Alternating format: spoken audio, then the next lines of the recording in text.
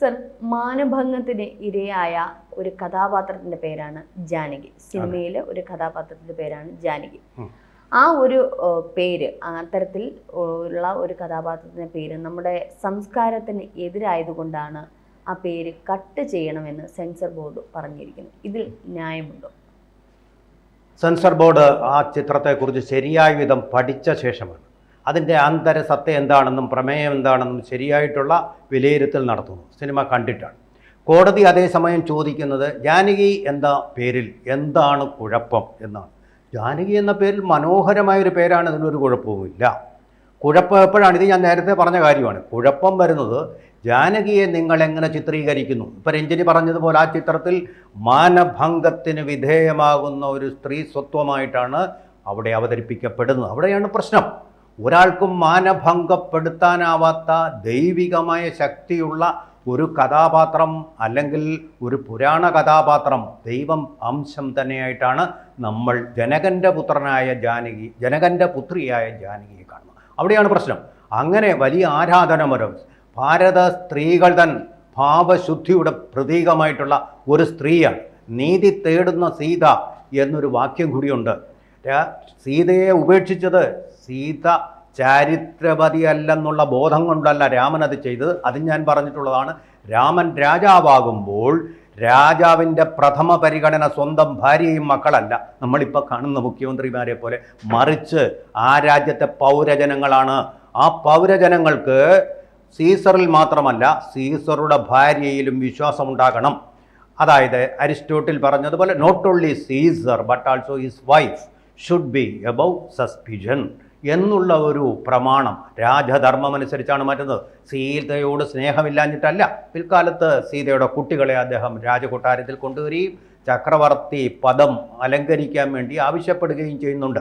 അപ്പോൾ അങ്ങനെ വരുമ്പോൾ തീർച്ചയായിട്ടും അവിടെ ഒരു തരത്തിലും ഒരു കാലത്തും ചാരിത്ര്യ ശുദ്ധിക്ക് കളങ്കം വരുത്താത്ത ഭാരത സ്ത്രീകളുടെ, നമ്മളുടെ ധർമ്മം എന്ന് പറയുന്നത്, സ്ത്രീകളുടെ ധർമ്മം, ഭാരതീയ ധർമ്മം എന്ന് പറയുന്നത് തന്നെ അതിൻ്റെ ഒരു പ്രതിബിംബമാണ്, പ്രതീകമാണ് സീത എന്ന് പറയുന്ന ഈ സ്ത്രീ. അത്തരം ഒരു സ്ത്രീയുടെ പേരാണ് ജാനകി. നമ്മളിവിടെ സീത സീത എന്നാണ് പറയുന്നതെങ്കിലും ഉത്തരേന്ത്യൻ സംസ്ഥാനങ്ങളിൽ അതിന് പ്രബലമായിട്ടുള്ള പേര് ജാനകി എന്നാണ്. ജാനകി എന്ന് പറഞ്ഞാൽ ഒരു തരം ഭക്തിയാണ് ഇവിടുത്തെ ജനങ്ങൾക്ക്. അത്തരം ഭക്തിപൂർവ്വം ആരാധിക്കപ്പെടുന്ന ഒരു സ്ത്രീയെ ഇങ്ങനെ മനുഷ്യനാൽ ബലാത്സംഗം ചെയ്യപ്പെടാൻ കഴിയുന്ന അല്ലെങ്കിൽ മാനഭംഗം ചെയ്യപ്പെടാൻ കഴിയുന്ന ദൈവികാംശമില്ലാത്ത കേവലം ദുർബലയായിട്ടുള്ള ഒരു സ്ത്രീകളുടെ ദൗർബല്യമായിട്ട് അവതരിപ്പിക്കുമ്പോഴാണ് പ്രശ്നം. ഇത് തന്നെയാണ് ദമയന്തിയെ മാനഭംഗം ചെയ്യാൻ വന്ന വേടനെ ഭസ്മമാക്കാനുള്ള ധാർമ്മിക ശക്തി ആ ദമയന്തിയിൽ ഉണ്ടായിരുന്നു എന്നാണ് നമ്മൾ വിശ്വസിക്കുന്നത്. ചരിത്രമെന്ന് പറയുന്നത് വലിയൊരു ശക്തി എന്നുള്ളതാണ്. നമ്മുടെ സങ്കല്പങ്ങളിൽ വരുന്ന മറ്റൊന്നാണ്, നമ്മുടെ സാംസ്കാരിക ബിംബങ്ങളിൽ വരുന്ന മറ്റൊന്നാണ് ശിവശക്തി സങ്കല്പം.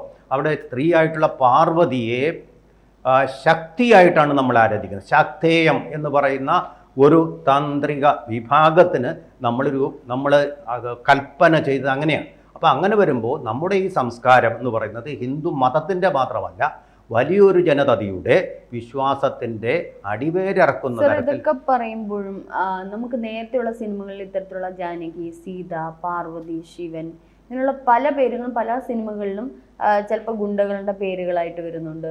ഈ പറഞ്ഞോണം നല്ല മനുഷ്യരുടെ, അത് നെഗറ്റീവ് കഥാപാത്രം അഭിനയിക്കുന്നവരുടെ പേരുകളായിട്ട് വരുന്നുണ്ട്. ഈ പറഞ്ഞോണം ഈ സീത എന്ന് പറഞ്ഞ ഞാൻ ഒരു സിനിമ എനിക്ക് ഓർമ്മയില്ല. അപ്പൊ ഇത്തരത്തിൽ ഇതിനേക്കാളും പ്രശ്നമുള്ള കഥാപാത്രത്തിന്റെ പേരായിട്ട് വരുന്നു. പിന്നെ ഇപ്പോൾ മാത്രം എന്താ സെൻസർ ബോർഡിന് ഇത്തരത്തിലുള്ള ഒരു വിഷയം വന്നത്? അത് ഈ എമ്പുരാൻ സിനിമ ഇറങ്ങിയതിന് ശേഷമുള്ള അവരുടെ ഒരു അങ്കലാപ്പാണോ? കാഞ്ചന സീത എന്നുള്ള സിനിമ, അരവിന്ദന്റെ സിനിമ കേരളത്തിൽ തന്നെ ഉണ്ടായിട്ടുണ്ടല്ലോ, കാഞ്ചന സീത. നോക്കൂ, അവിടെ എങ്ങനെയാണ് സങ്കല്പിച്ചിരിക്കുന്നത്? നമ്മുടെ സംസ്കാരത്തിന് അനുസരിച്ച് തന്നെ സ്ത്രീയെ പ്രകൃതിയായിട്ടും പുരുഷനെ ശക്തിയുമായിട്ടാണ് അവിടെ സങ്കല്പിച്ചിരിക്കുന്നത്. അങ്ങനെ ഒരു സങ്കല്പമാണ് അവിടെ ഉള്ളത്. അത് നിവാസികളെയാണ് രാമനും സീതയുമായിട്ട് ആ ചിത്രത്തിൽ ചിത്രീകരിച്ചിരിക്കുന്നത്. അപ്പോൾ അങ്ങനെ ഒരു സങ്കല്പമാകാം, ആരും എതിരല്ല. സീതയെ ആദിവാസിനിയായിട്ട് ചിത്രീകരിച്ചു എന്നതിൻ്റെ പേരിൽ ഒരു ബഹളവും ഒരു കാലത്തും ഉണ്ടായിട്ടില്ല, ഒരു വിമർശനവും ഉണ്ടായിട്ടില്ല. പക്ഷേ ഇവിടെ അങ്ങനെയല്ല. നമ്മുടെ വിശ്വാസത്തിനെ മുറിവേൽപ്പിക്കുന്നതാണ്. ഒരു ഹിന്ദു സംഘടനയും ഇതിൻ്റെ പേരിൽ പ്രക്ഷോഭത്തിന് ഇറങ്ങിയിട്ടില്ല.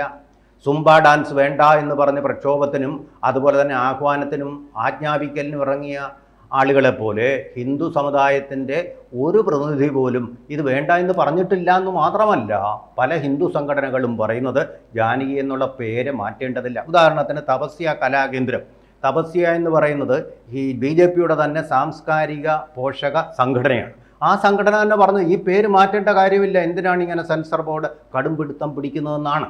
പക്ഷേ സെൻസർ ബോർഡ് നോക്കുന്നത് അതിൻ്റെ സെൻസിറ്റിവിറ്റി എന്ന് പറയുന്നത് കേരളത്തിൽ മാത്രം വെച്ചല്ല അളക്കുന്നത്, മറിച്ച് ഇന്ത്യ മുഴുവനുമായിട്ടാണ് അളക്കുന്നത്. അങ്ങനെ അളക്കുമ്പോൾ ചിലരുടെ വിശ്വാസങ്ങളെ മുറിവേൽപ്പിക്കും. ആരും പ്രക്ഷോഭം നടത്തിയതുകൊണ്ടല്ല ഈ സിനിമ വന്നാലും പ്രക്ഷോഭം ഉണ്ടാകത്തില്ല, ക്ഷമിക്കും, സഹിക്കും. അങ്ങനെയാണ് നൂറ്റാണ്ടുകളോളം ഇവിടുത്തെ പ്രബല സംസ്കാരമായിട്ടുള്ള ഹിന്ദു സംസ്കാരം നിലനിന്ന് പോന്നിരുന്നത്. അതുകൊണ്ട് വലുതായിട്ടൊന്നും തകർച്ചയ്ക്കിടയായിട്ടുമില്ല. അപ്പോൾ ഇതും അവരങ്ങ് സഹിക്കും. പക്ഷേ ഇതിൽ ധാർമ്മികമായിട്ടൊരു ചോദ്യമുണ്ട്. നിങ്ങൾക്ക് എത്രയോ പേരുകളുണ്ട്, എത്രയോ പേരുകൾ. ആ പേരുകൾ ഇപ്പോൾ രഞ്ജിനി എന്നുള്ള പേര് എന്താ കുഴപ്പം? ആ രഞ്ജിനി എന്നുള്ള പേരിട്ടിരുന്നെങ്കിൽ എന്തെങ്കിലും പ്രശ്നം വരുമായിരുന്നോ? ജാനകിയുടെ പേര് മാത്രമേ ഇടാവൂ. അല്ല, ഈ ജാനകി എന്നുള്ള പേരില് ഹിന്ദി സിനിമകളും ഇത്തരത്തിലുള്ള ഹോളിവുഡ് സിനിമകളും ഇത്തരത്തിൽ ബോളിവുഡ് സിനിമകൾ ഇറങ്ങിയിട്ടുണ്ടല്ലോ. അപ്പൊ ജാനകി എന്നുള്ള പേരിൽ വന്നിട്ടുണ്ട്. അപ്പൊ അന്നൊന്നും ഇല്ലാത്ത ഒരു പ്രശ്നം എന്തുകൊണ്ടാണ്? അവിടെ നമ്മളിപ്പോൾ ചിന്തിക്കേണ്ട ഒരു അതോ കാര്യം, ഇനി നമ്മൾ അറിയാത്ത എന്തെങ്കിലും, ഇപ്പൊ നമ്മൾ ഈ സിനിമ കണ്ടിട്ടില്ല, നമ്മൾ ഇരുന്ന് ചർച്ച ചെയ്യുന്നുണ്ട്, അപ്പൊ സാർ ഈ പറഞ്ഞാണ് അതിന്റെ കഥാതന്തു എന്താണെന്നുള്ള അല്ലെ കഥാ അംശം എന്താണെന്നുള്ളത് നമുക്ക് മനസ്സിലാവാത്തത് കൊണ്ടാണ്? അങ്ങനെയല്ല. രണ്ട് കാര്യങ്ങളുണ്ട്. വളരെ പ്രസക്തമായിട്ടൊരു ചോദ്യമാണ്. അടുത്ത കാലത്തായി ഹിന്ദു ജാഗരണം, ആ സംസ്കാരത്തിൻ്റെ ഒരു ജാഗരണം ഉണ്ടായിട്ടുണ്ടെന്നുള്ളതാണ്. ഹിന്ദുവിനെ സ്വയം മനസ്സിലാക്കാനും സംസാരിക്കാനും തുറന്നു പറയാനും തുടങ്ങിയിരിക്കുന്നു.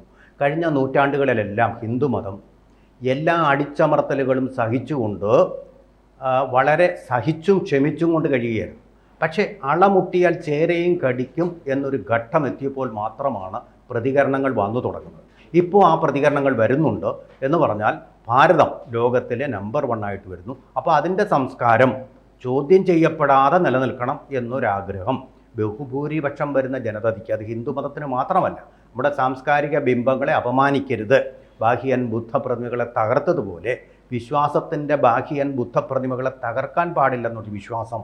ചൈനയെപ്പോലെ സാംസ്കാരിക ബിംബങ്ങൾ തകർക്കാൻ വേണ്ടി ഒരു ലോങ് മാർച്ച് നടത്തുന്ന സംസ്കാരമല്ല നമ്മുടെ ഭരണകൂടത്തിനുള്ളത്. ആ സംസ്കാരങ്ങളെ ബഹുമാനിക്കുന്ന, എല്ലാ സംസ്കാരങ്ങളെയും ബഹുമാനിക്കുന്ന, സ്വാമി വിവേകാനന്ദൻ പറഞ്ഞതുപോലെ തന്നെ എല്ലാ സംസ്കാരങ്ങളെയും ഇരു കൈകളും നീട്ടി ആശ്ലേഷിക്കുന്ന ഒരു സംസ്കാരമാണ് നമ്മൾ പിന്തുടരുന്നത്.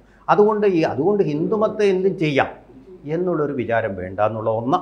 രണ്ടാമത്തെ കാര്യം, ഞാനീ പറഞ്ഞ പോലെ ഒരു പേരിലല്ല പ്രശ്നമിരിക്കുന്നത്, മറിച്ച് ആ പേരിൽ ഉള്ള കഥാപാത്രം ഏത് തരത്തിലുള്ള കഥാപാത്രമാണ് നിങ്ങളുടെ ചിത്രത്തിൽ എന്നുള്ളതാണ്. ഇവിടെ ഇപ്പോൾ ഹിന്ദുമതത്തെ മുറിവേൽപ്പിക്കാൻ സാധ്യതയുള്ളൂ. നമ്മൾ ആ സിനിമ കണ്ടിട്ടില്ല, കഥയും അറിയില്ല. എങ്കിലും മാനഭംഗപ്പെട്ട ഒരു സ്ത്രീ versus the state of Kerala എന്ന് പറയുന്നത്. അപ്പോൾ ആ മാനഭംഗപ്പെടലിന് ആ സീത വിവിധേയമായി എന്ന് പറയുമ്പോൾ ആ തരത്തിൽ ഒരു സീത എന്നുള്ള ഒരു വിശ്വാസത്തിൻ്റെ തകർച്ച ഉണ്ടാക്കാൻ വേണ്ടിയിട്ടാണ്. പക്ഷേ ശരിയായിരിക്കും, നമ്മൾ ഈ ഇരുന്ന് സംസാരിക്കുന്നോണം ഇപ്പം സീത എന്ന പേരുള്ള പഴയ സിനിമകളിൽ ഇത്തരത്തിലുള്ള റേപ്പ് ചെയ്യപ്പെട്ട ഒരു ഈ കഥാപാത്രങ്ങളൊക്കെ വന്നിട്ടുള്ളതായിട്ട് എൻ്റെ ഓർമ്മയിൽ ഇങ്ങനെ വരുന്നുണ്ട്. പക്ഷേ എനിക്ക് തോന്നുന്നു ഇതിനേക്കാളും അപ്പുറം ഇപ്പൊ സെൻസർ ബോർഡ് വെറുതെ ഇങ്ങനെ ഒരു പേര് മാറ്റണമെന്ന്, കാരണം എത്രയോ സിനിമകൾ ഇപ്പൊ ഇറങ്ങിയിട്ടുണ്ട്. നിരവധി ക്രിസ്ത്യൻ ടച്ചും മുസ്ലിം ടച്ചും ഒക്കെ ഉള്ള നിരവധി സിനിമകൾ ഇറങ്ങുന്നുണ്ട്. അപ്പൊ അതിനൊന്നും ഇല്ലാതെ ഇതിന് വെട്ടണമെന്നുണ്ടെങ്കിൽ അതിന് എന്തെങ്കിലും നമ്മൾ കാണാത്ത ചില കാഴ്ചകൾ അതിനകത്ത് കാണും. ഒരുപക്ഷെ പ്രതികരിക്കുന്നവർക്ക് പോലും അറിയാത്ത ചില കഥാംശങ്ങൾ കാണും. എമ്പുരാൻ സിനിമ ഇറങ്ങിയപ്പം എന്താ ഗോത്ര കലാപം കണ്ടാൽ എന്താ, ഗുജറാത്ത് കലാപം കാണിച്ചാൽ എന്താ, ടീച്ചർ കണ്ടപ്പോൾ എല്ലാവരും ചോദിച്ചിരുന്നു. പക്ഷെ ആ സിനിമ കണ്ടിറങ്ങിയപ്പോഴാണ് അതിനകത്തെ വർഗീയ വിഷം എന്താണെന്നുള്ളത് മനസ്സിലായത്. ഒരു പക്ഷേ ഇതും അതുപോലെ ആയിരിക്കും.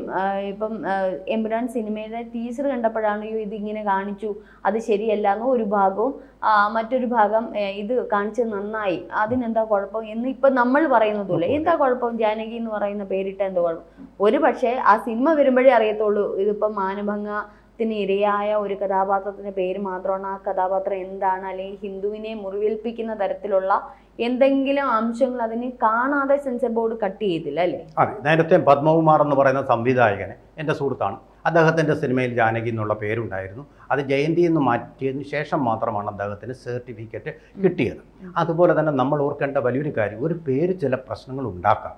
ഉദാഹരണത്തിന് ജോസഫ് മാഷ്, തൊടുപുഴയിലെ ജോസഫ് മാഷിൻ്റെ കൈ വെട്ടിമാറ്റപ്പെട്ടത് അദ്ദേഹം മുഹമ്മദ് എന്നൊരു പേര് ചോദ്യ പേപ്പറിൽ സിനിമയിലെങ്ങും അല്ലാതെ, അത്ര സെൻസിറ്റീവ് അല്ല, ഒരു സ്കൂളിൽ മാത്രം ഒതുങ്ങുന്ന ഒരു വിഷയം അദ്ദേഹത്തിൻ്റെ നരകതുല്യമായിട്ടുള്ള യാതനയ്ക്കും കൈയുടെ വെട്ടിമാറ്റലിനും സമൂഹത്തിൽ നിന്ന് അവരുടെ സമുദായം തന്നെ ബഹിഷ്കരിക്കുന്നതും നമ്മുടെ വിദ്യാഭ്യാസ വകുപ്പ് മന്ത്രിയായിട്ടുള്ള ഇപ്പോഴത്തെ പോളിറ്റ് ബ്യൂറോ ജനറൽ സെക്രട്ടറി ആയിട്ടുള്ള MA ബേബി ഇയാൾ എന്തൊരു ഭ്രാന്തനാണെന്ന് പറയുന്നതിനും വരെ എത്തിച്ചേർന്നു. അവിടം വരെയാണ് നമ്മുടെ പുരോഗമന ചിന്ത എത്തിച്ചേർന്നിരിക്കുന്നത്. കേരള സ്റ്റോറി എന്ന സിനിമ നമുക്ക് എടുത്തു പറയാൻ പറ്റുന്നതാണ്. കേരളത്തിൽ അത് വേണ്ട അല്ലെങ്കിൽ അത് കാണണ്ട എന്ന് പറയുന്നത് പോലെ വളരെ സെൻസിറ്റീവായിട്ടുള്ള വിഷയങ്ങളാണ്. സീതാരാമൻ, നമുക്കറിയാമല്ലോ രാമക്ഷേത്രം, ഇപ്പം ജാനകി ക്ഷേത്രം വരാൻ പോവുകയാണ് ബീഹാറിൽ. ജാനകി ക്ഷേത്രം എന്നാണ് അതിൻ്റെ പേര്, ഓർക്കുക. ജാനകി ക്ഷേത്രമൊക്കെ വരാൻ പോകുന്ന സന്ദർഭത്തിൽ ഇത്തരം ഒരു സിനിമ സെൻസർ ബോർഡ് നോക്കുന്നത് കേരളത്തിൻ്റെ മാത്രം വികാരമല്ല, ബീഹാറിൻ്റെയും കൂടെ വികാരമാണ്. അപ്പോൾ അങ്ങനൊരു വിഗ്രഹമായി നിൽക്കുന്ന രാമനെ നമ്മളിപ്പോൾ രാമനെ ഇങ്ങനൊരു കഥാപാത്രമായിട്ട് ചിത്രീകരിച്ചു കഴിഞ്ഞാൽ ഇന്ത്യൻ സമൂഹം തന്നെ അത് വ്രണമേൽപ്പിക്കുകയല്ലേ. പ്രക്ഷോഭങ്ങളുടെ കാര്യം അവിടെ നിൽക്കട്ടെ. അപ്പോൾ അങ്ങനൊരു വൃണത ഹൃദയരാകാതിരിക്കാൻ വേണ്ടിയിട്ട് ചെയ്യുന്ന ഒരു പരിപാടി, ഇതിനെക്കുറിച്ച് വിശദമായിട്ട് പറയാൻ സെൻസർ ബോർഡിന് മാത്രമേ തീർച്ചയായിട്ടും സാധിക്കുകയുള്ളൂ. അവർക്കാണത് വിശദീകരിക്കാൻ കഴിയും. അവർ കോടതി ആവശ്യപ്പെട്ടിരിക്കുന്ന വിവരങ്ങൾ നൽകണമെന്നാണ്. അല്ല ജാനകി പേര് വെച്ചാൽ നിങ്ങൾക്ക് എന്താണെന്ന് ഇപ്പോൾ ചോദിച്ചത്, പക്ഷെ കഥ അറിയാതെ നമ്മൾ ചോദ്യം ചോദിച്ചിട്ട് കാര്യം അത് കൃത്യമായിട്ടുള്ള വിവരം സെൻസർ ബോർഡ് നൽകുമതുപോലെ ചില കമന്റുകൾ വരുന്ന എമ്പുരാൻ നേരത്തെ ഹിറ്റായതുപോലെ ജാനകി ഇപ്പൊ കാണാതെ തന്നെ ഹിറ്റായിരിക്കുകയാണ്. അതെ അതാണ് എൻ്റെ ഒരു ഗുണം. ജാനകി ഹിറ്റാവട്ടെ. നമ്മുടെ BJPയുടെ മന്ത്രിയായിട്ടുള്ള MP ആയിട്ടുള്ള സുരേഷ് ഗോപിയാണ് അതിലെ നായകൻ.